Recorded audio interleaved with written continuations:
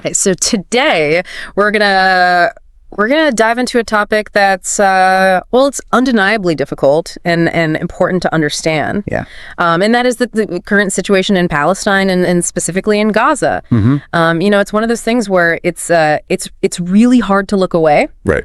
And people have very, very, very strong feelings about it. Yeah, they do. And our goal here is not to kind of stir up all those feelings and all that emotion, Okay. but to really try to just get a grasp on one particular perspective on what is going on there. That's right. And the perspective that you shared with me is a podcast episode from Anna and Noah on Air. Right. And its title's Gaza, the genocide the world is ignoring. Right. It's a very powerful piece of content that uses very strong language to describe what's happening there. Yeah. And they don't shy away from using the term genocide. Right. And they actually set out in this episode to explain why they believe that term is accurate. Yeah. And so our mission, I guess, in this deep dive is to really extract the core arguments and the information that they present. Right. And try to understand, what is their viewpoint, what is the evidence that they're drawing upon. Yeah. And what are the conclusions that they reach about the situation in Gaza based on that. Exactly. So let's unpack this a little bit. Yeah. And maybe start with how they define what's going on. Yeah. So, their central argument, as we said, is that what's happening in Gaza constitutes genocide. Yeah.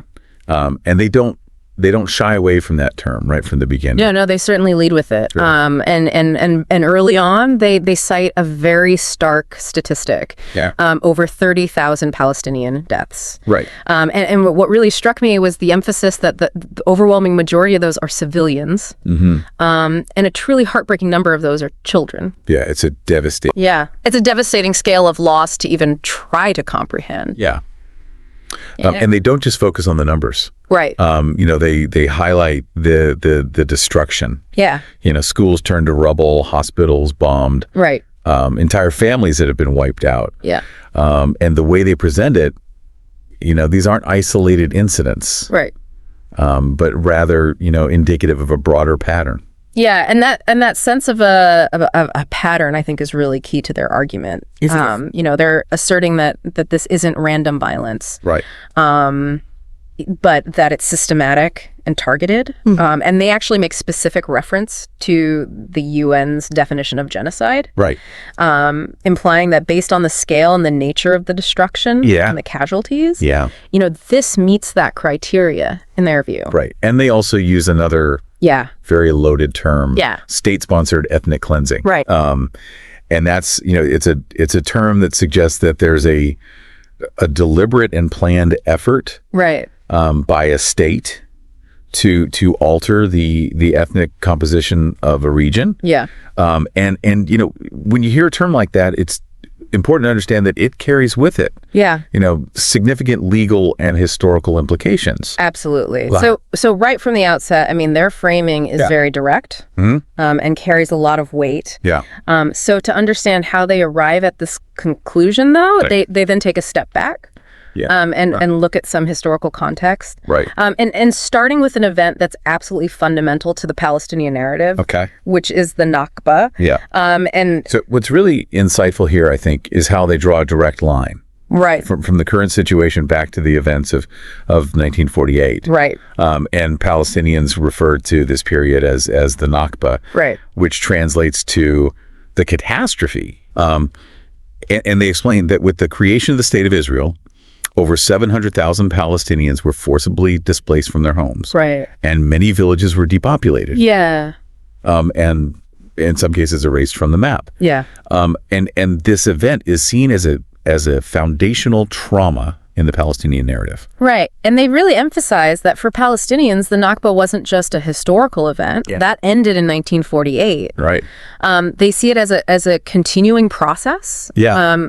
Something whose effects are still being felt today and have evolved over the subsequent decades. Exactly. And they point to what they describe as ongoing manifestations of this historical trauma. Yeah. The construction of what they call apartheid walls. Right. The presence of numerous checkpoints restricting movement. Yeah. The expansion of settlements in the West Bank.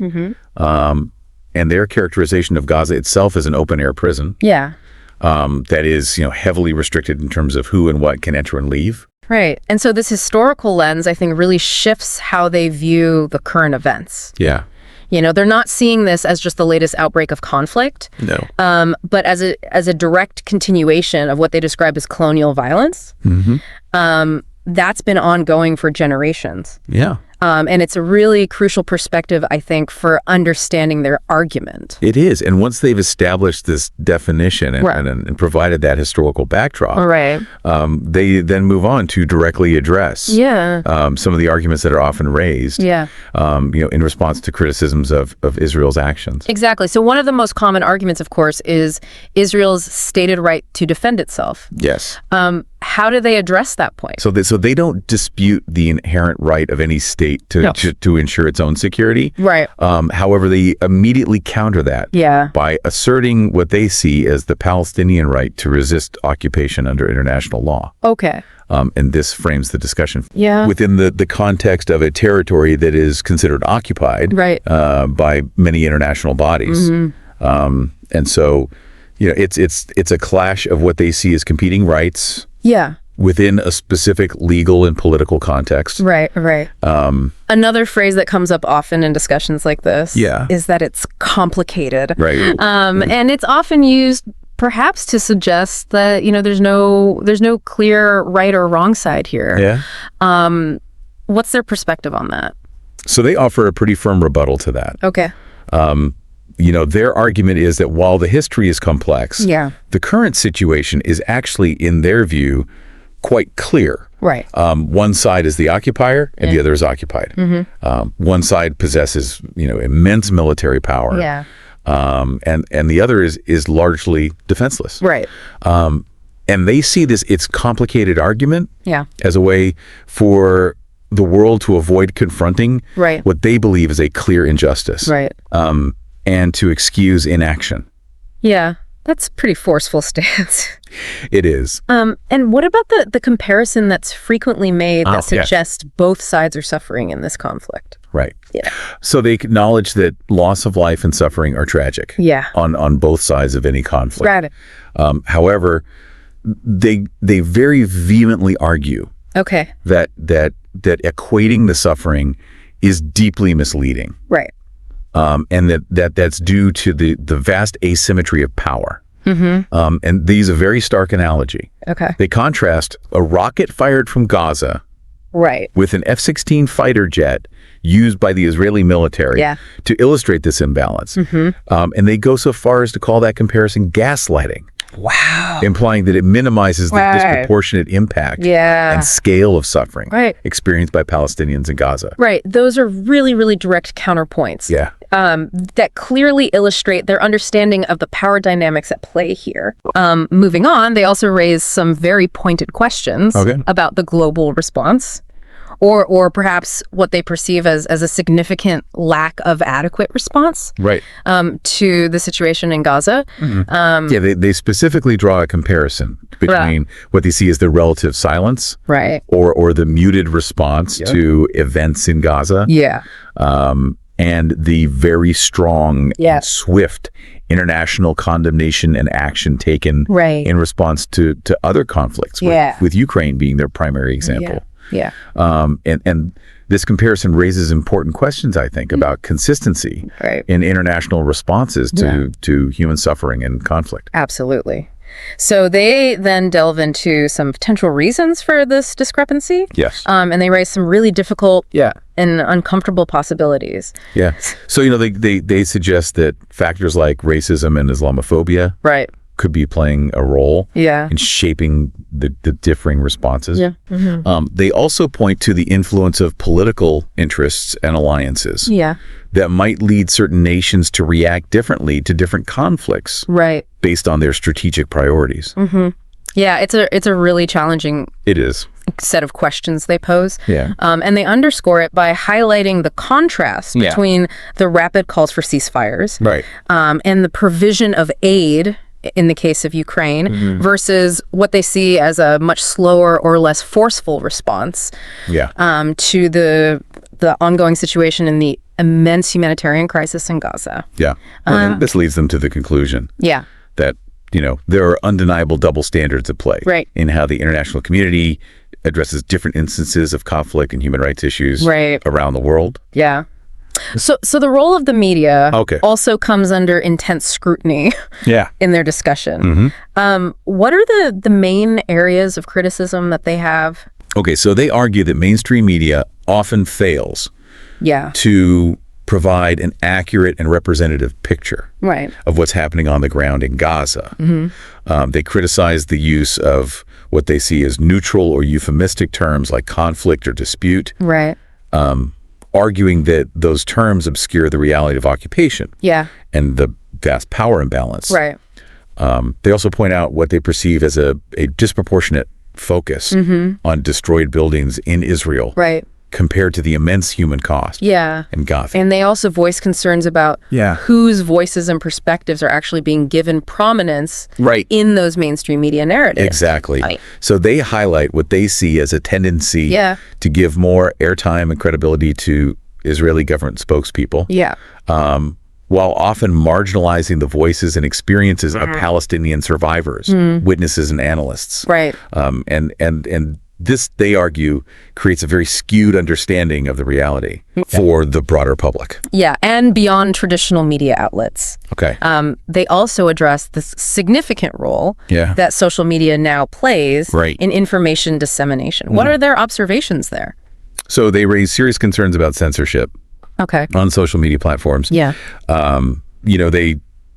They cite examples of accounts being shadow banned, hashtags related to Palestine being blocked or restricted, and videos and posts from Gazan journalists who are often risking their lives to document these events, being suppressed or removed. So this paints a picture from their perspective of a free press that operates selectively, where certain narratives are amplified, and others are actively being stifled or silenced. And it certainly raises questions about the accessibility of diverse perspectives for those who are trying to understand the situation. Exactly. And this leads directly, I think, into their really important point about the necessity of centering Palestinian voices in this discussion. They emphasize that the people living in Gaza are not just numbers or statistics in a news report.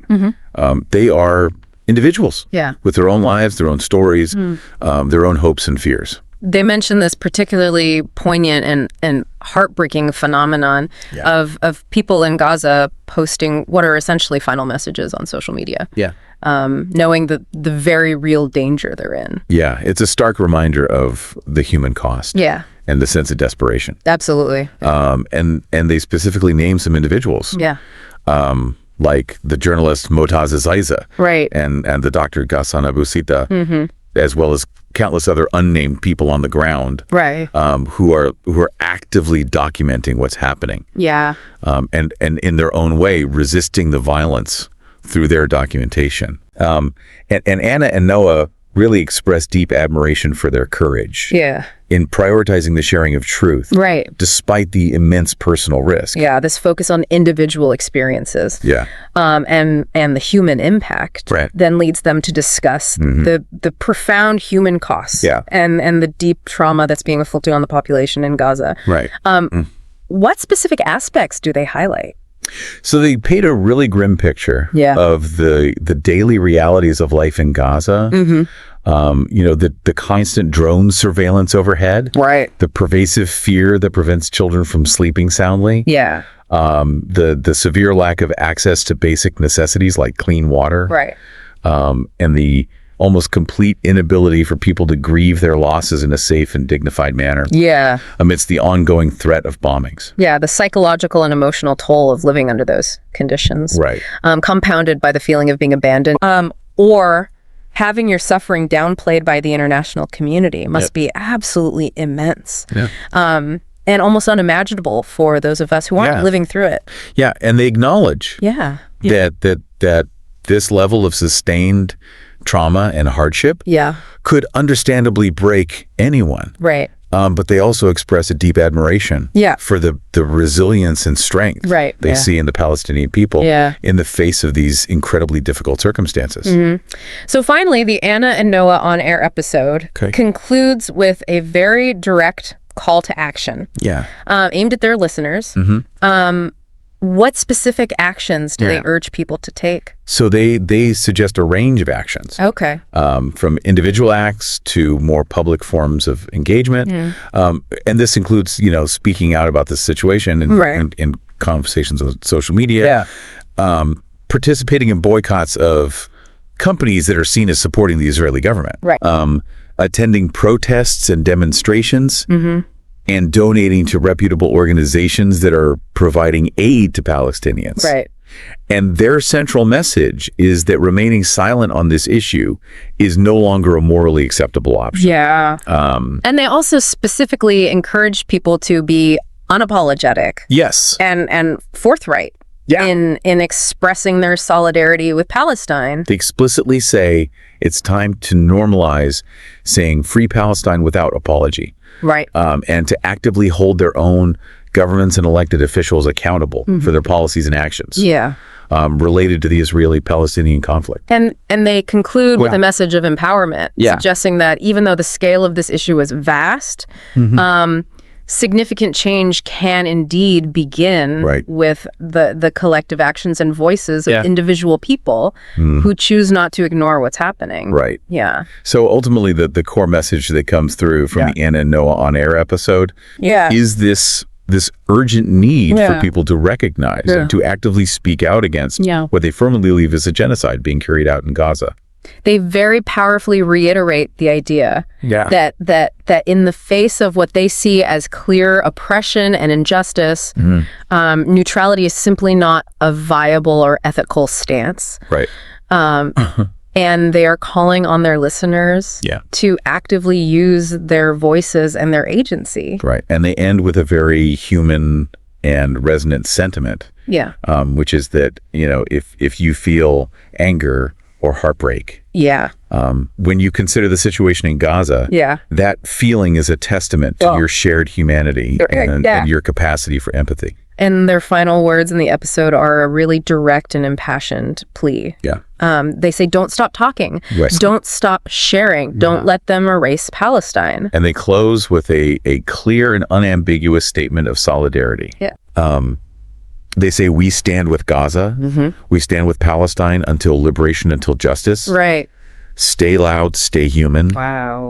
And they also include a suggestion for their listeners to further amplify the message by sharing their episode, rating it, discussing it with others, and using the hashtag Free Palestine on social media. So it's a really powerful and unwavering perspective that Anna and Noah present in their podcast. Absolutely. And taking this deep dive into it, I think gives us a much clearer understanding of why they view the situation in Gaza as a genocide. That demands global attention and action. It certainly does. And it leaves us, I think, with a lot to think about. And underscores the importance of engaging with different perspectives, even when they're challenging. As we try to understand this deeply complex and ongoing human tragedy. And perhaps for you listeners, if going through this with us has sparked something, a feeling, a question, a desire to learn more, or to understand other viewpoints, that's a really valuable takeaway. It is. Considering the weight of what's being described and what it means to witness such suffering is, I think, a crucial step in engaging with these really difficult global issues. I think so too. All right. Well, thanks for having me. Thanks for joining us on this one. Appreciate it. We'll be back soon with another deep dive. All right. See ya.